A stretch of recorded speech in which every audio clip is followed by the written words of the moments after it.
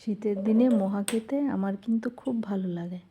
মোহা বলতে গুড় আর মুড়ি দিয়ে মোহা। তাই আমি আজকে বানালাম আর তোমাদের সঙ্গে শেয়ার করছি। সর্বপ্রথমে গ্যাস জ্বালিয়ে একটুখানি জল দিয়েছি, তারপরে দিয়ে দেবো গুড়। গুড় আর মুড়ির মেজারমেন্ট এখানে এমন হবে যে যতটা মুড়ি ঠিক ততটাই গুড় নিতে হবে। যেমন আমি 250 মুড়ি দিয়ে মোয়া করব, তা আমি গুঁড়ো নিয়েছি 250।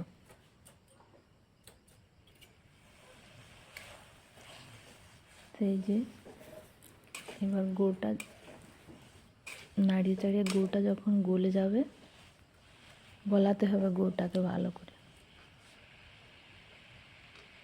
আস্তে আস্তে একবারে গলে জল হয়ে যাবে।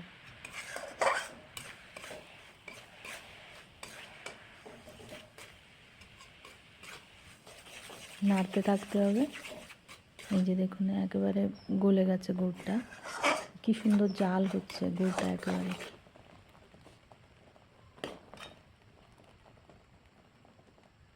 যখন এমনটা হয়ে আসবে তখন বুঝতে হবে প্রায় হয়ে গেছে।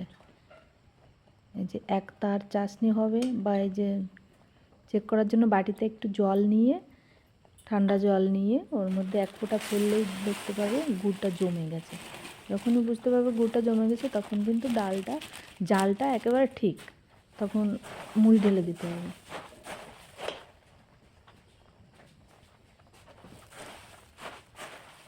মুড়িটা ভালো করে নাড়াতে হবে, গুড় আর মুড়িকে ভালো করে। এই সময়টা না আঁচটা একেবারে কম করতে হবে, আঁচ একেবারে লো করে দিয়ে তারপরে শুধু নাড়তে থাকতে হবে আর দুটোকে ভালো করে মেশাতে হবে। আঁচ যদি বেশি দেওয়া থাকে তাহলে কিন্তু পুড়তে শুরু করবে, আর তখন আর ভালো লাগবে না, গুড় তেতো হয়ে যাবে। ওই জন্য আঁচটা একেবারে কম রাখতে হবে। তা হয়ে গেছে, এবার আঁচ বন্ধ করে দিয়েছি। এবার দেখুন গরম গরমই মোহা বানতে হবে। তা হাতে যাতে তাপ না লাগে আর গুড়টা যেন হাতে লেগে না যায়, সেজন্য একটু জল মাখিয়ে নেব। আর তারপরে এরকম গরম গরম সুন্দর ছোটো ছোটো করে মোয়া করে নেব।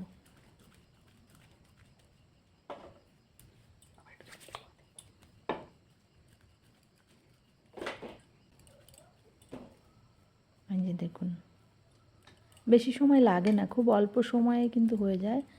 আমার হায়েস্ট 15 মিনিট লেগেছিল সব করতে। দেখুন কতগুলো মোয়া হয়েছে। একেবারে লাস্ট কড়াইতে, তাই এগুলো লেগে গেছে। তা আমি এই সময়টা কী করব, একটুখানি আবার উনুন জ্বালাবো। উনুন জ্বালালেই কিন্তু গুড়টা ছেড়ে দেবে কড়াই। ওই যে ভালো করে দেখো, উনুন জ্বালাতেই কড়াইটা গরম হয়ে গেছে আর গুড়টা কড়াই থেকে ভালো করে মুড়ি গুড়গুলো সব আবার উঠে এসছে, উঠে গেছে। একটুখানি গরম করলেই, তা আমি আবার উনুন বন্ধ করে দিয়েছি, আবার একটু জল লাগিয়ে। লাস্টেরটা একটু বড় হয়েছে, দুটো হয় না, আবার একটা করলে একটু বড় হয়ে যায়, তা আমি একটাই করে নিয়েছি। হয়ে গেছে মা।